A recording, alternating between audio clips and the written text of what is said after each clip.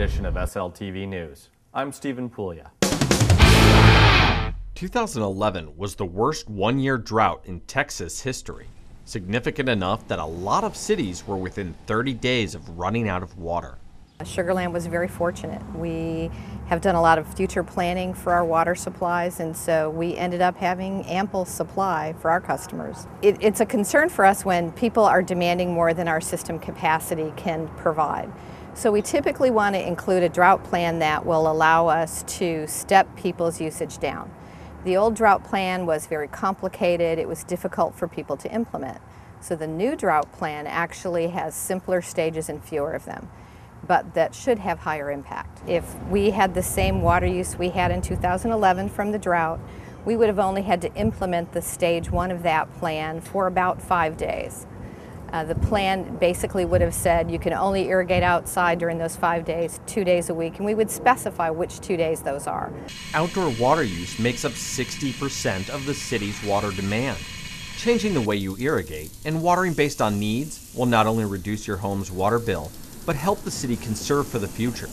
To view the new Water Conservation Plan in its entirety, visit www.sugarlandtx.gov. Tuesday, October 3rd was National Night Out in Sugar Land, a night where neighbors gather to socialize while they meet with police, fire, and city officials to learn and discuss ways they can help keep their homes, families, and neighborhoods safe.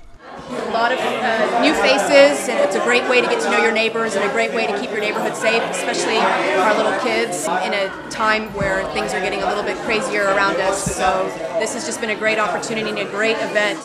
National Night Out was a great success, and getting to know your neighbors is a great way to protect your home from crime. A neighbor who knows you is a neighbor who knows when something might not be right and can notify the police. On September 18th, the City Council adopted a budget of $181.6 million, as proposed, without changes. On the same night, the City Council also adopted a tax rate of 30.895 cents. This rate will result in approximately a $21 increase in the tax bill for residents. The overall budget compared to last year is actually a slight decrease, and that is mainly due to our capital projects. We have some significant capital projects in this year, but it's mainly rehabilitation. We're going on 53 years old as a city, and our streets and our sidewalks are starting to reach the end of their useful lives, and so we're needing to put more money into repair work than we have in the past. In addition to infrastructure repairs, the city will continue with landscape beautification. We do have some fee changes that will be effective in January of 2013. The one that most residents will be aware of is the change in the surface water fee. The fee will be going from $1.42 per 1,000 gallons to $1.61 per 1,000 gallons, and that will start to show up on the January bills. This increase in fee is a result of the mandated conversion to surface water and the construction of a new plant. There are no changes to the water, wastewater, or the solid waste removal rates. To learn more, visit www.sugarlandtx.gov. The City of Sugar Land is very proud to receive the Clean Air Award from the Houston-Galveston Area Council for all the efforts the city has in place to encourage commuting, walking, and biking.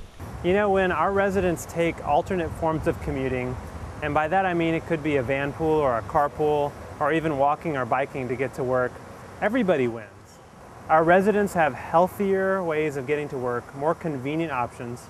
Our businesses have more relaxed employees when they get to work, and our public enjoys improved air quality and reduced congestion. Commuter transit is available at 2 convenient locations, the AMC Theater and the University of Houston Sugar Land. These take passengers to locations such as Greenway Plaza, the Galleria, and the Medical Center. The city is also developing ways to make it easier for citizens to bike and walk around town. The Sugar Land Police Department wants every citizen to understand, if you leave it, they thieve it. The You Leave It, They Thieve It program was designed to remind the citizens of Sugar Land not to leave valuable items and or properties in their car. A lot of times the criminals are in the parking lots waiting, and they're watching. They're watching what you do with your purses or your wallets or your laptops. And as soon as you walk away, they wait a few minutes later, come up, smash the window, and within 10 seconds, those valuable items are gone.